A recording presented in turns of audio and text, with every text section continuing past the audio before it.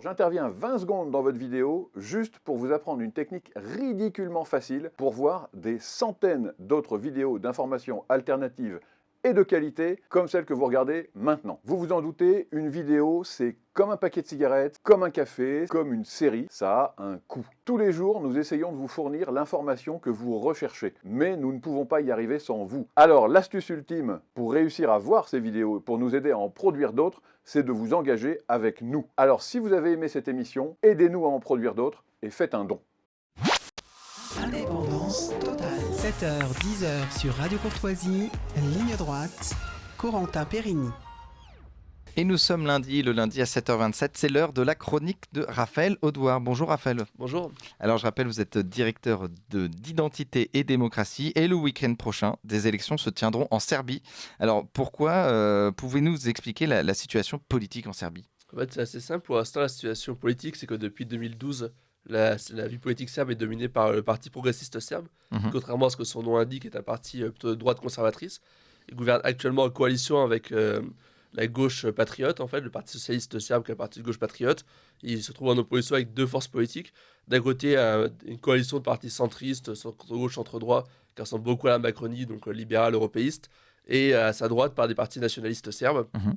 Donc voilà, depuis 2012, c'est ce parti, donc le Parti progressiste, qui domine la vie politique et il devrait remporter ces nouvelles élections assez facilement.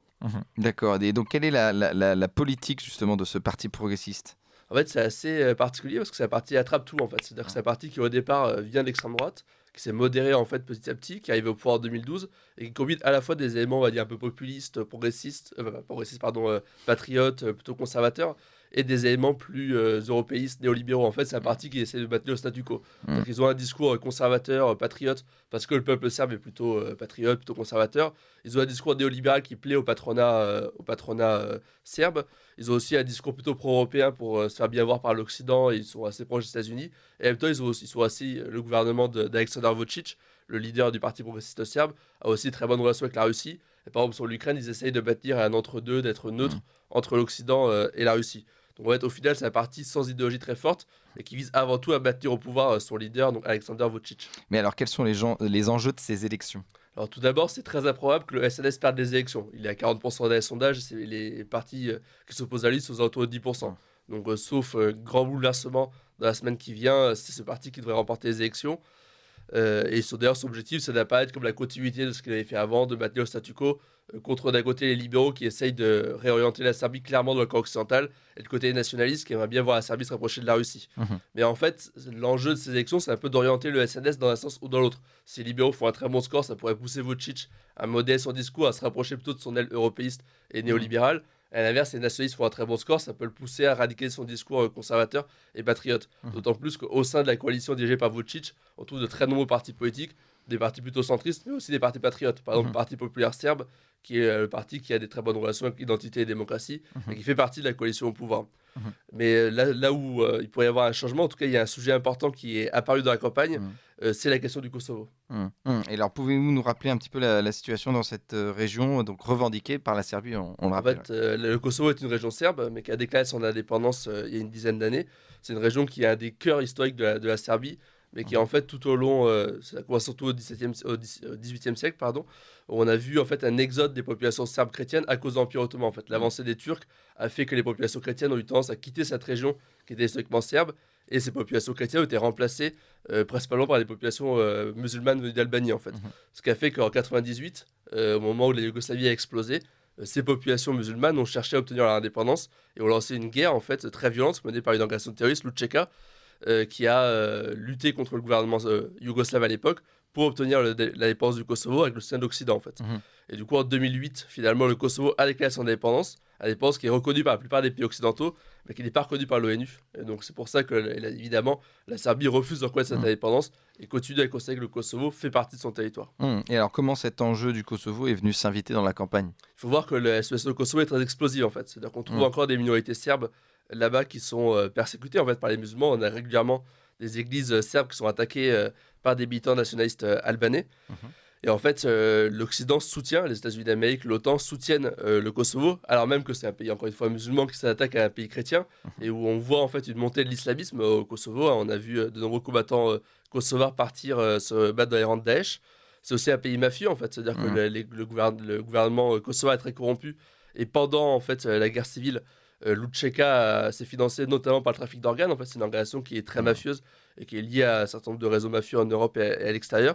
C'est aussi une avant-garde turque. Ça veut dire que les Turcs se servent notamment de leur présence au sein de l'OTAN pour avoir une base militaire au Kosovo et pour aussi, le gouvernement turc investit dans l'islam turc, dans l'économie, dans l'islam kosovar, dans l'économie kosovarde pour en fait renforcer son influence dans la région. Mais malgré cela, en fait, l'Occident continue à soutenir le Kosovo. Et par exemple, donc, régulièrement, on a des tensions entre les minorités serbes et les populations du Kosovo. Et en fait, là, récemment, en fait, le SNS désire que la Serbie rejoigne l'Union européenne. Mais en fait, l'Union européenne conditionne l'entrée de la Serbie dans l'Union européenne à la reconnaissance de l'indépendance du Kosovo, en fait. Ce qui est inacceptable, évidemment, pour la majorité du peuple serbe. Et ce qui met le SNS, le Parti progressiste, dans une situation très difficile. Ils sont tiraillés entre à la fois leur patriotisme qui les pousse à refuser l'indépendance du Kosovo et de l'autre côté, leur volonté de se rapprocher de l'Union européenne. Et du coup, un peu, ils sont dans une tenaille et il y a un bras de fer qui s'engage parce que justement, l'Union européenne veut que la Serbie reconnaisse la défense du Kosovo. Mais alors, quels sont les enjeux pour le reste de l'Europe, justement ? En fait, on voit que l'Occident commet, à notre sens, une erreur en fait, au Kosovo. Ça veut dire qu'ils soutiennent un régime mafieux qui a des conséquences en fait, dans le reste de l'Europe. On sait que la mafia bosniaque, la mafia albanaise, la mafia kosovare est très active en Europe. L'Occident soutient un pays musulman qui peut être en fait une tête de pont soit pour le djihadisme, soit au moins pour la volonté impérialiste turque en Europe. On voit aussi en fait que l'Europe, en soutenant la défense du Kosovo, en fait, a un double discours. Ça veut dire que le Kosovo est reconnu internationalement comme faisant partie de la Serbie. Or, c'est par exemple au nom de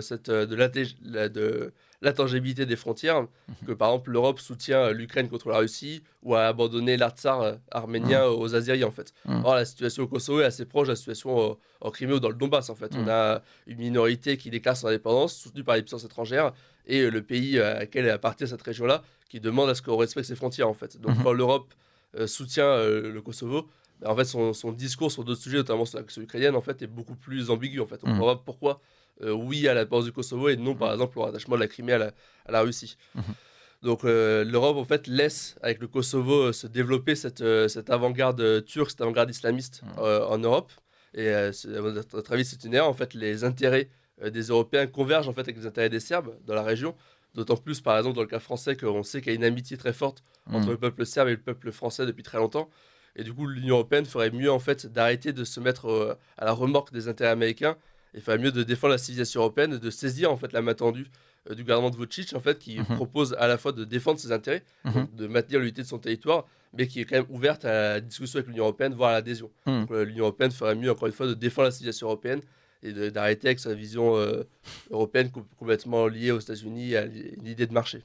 Écoutez, merci beaucoup Raphaël Audouard pour cette chronique. Je rappelle que vous êtes directeur d'identité et démocratie. On vous retrouve la semaine prochaine pour une nouvelle chronique. Merci à vous, bonne semaine.